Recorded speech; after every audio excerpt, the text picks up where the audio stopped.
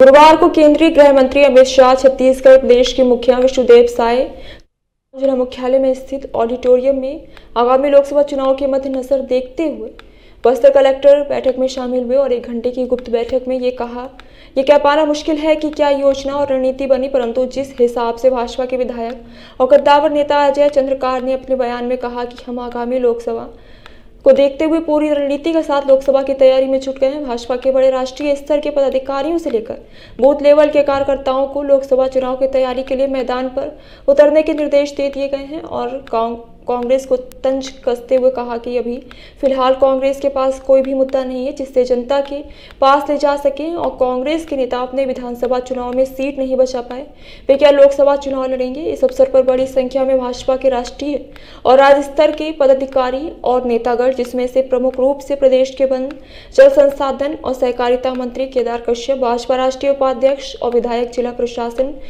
के अन्य अधिकारी और जनप्रतिनिधि भी उपस्थित थे।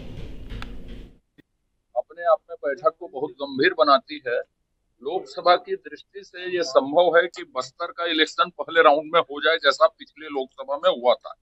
तो आज अमित शाह जी ने बस्तर से, हमारे बस्तर क्लस्टर में 3 लोकसभा है, महासमुंद, कांकेर और बस्तर। तो बस्तर लोकसभा की तैयारी की शुरुआत उन्होंने कोंडागांव में क्लस्टर बैठक से की। तो ये समझ लें आप कि छत्तीसगढ़ से चुनाव अभियान की शुरुआत हो गई और जो अखिल भारतीय पार्टी ने, भाजपा ने जो चेक लिस्ट बनाए हैं संगठनात्मक दृष्टि से, वो चेक लिस्ट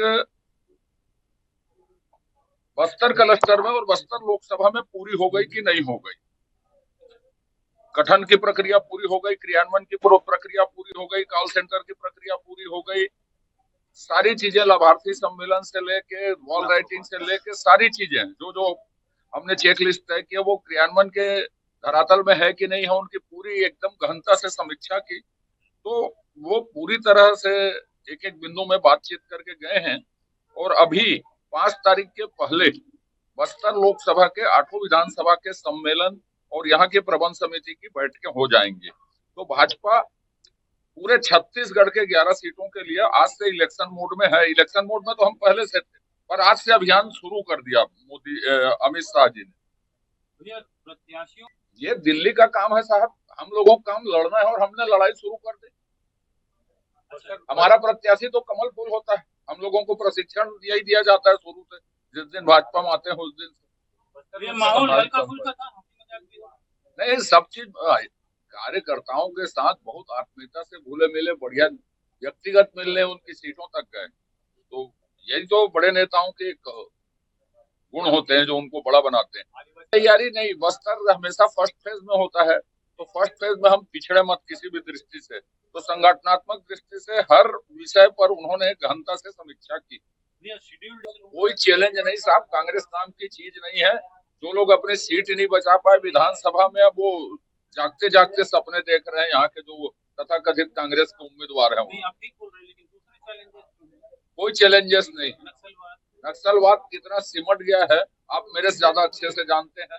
आप लोगों के पास हम लोगों से ज्यादा सोचनाएं रहती। फायदे तो ऐसा है, अभी 2 महीने और कुछ दिन हुए हैं सरकार को। 2 महीने और कुछ दिन में जितने वायदे पूरे किए गए वो अपने आप में एक रिकॉर्ड है। चलिए, धन्यवाद आप सबका, बहुत बहुत धन्यवाद। चलिए भैया।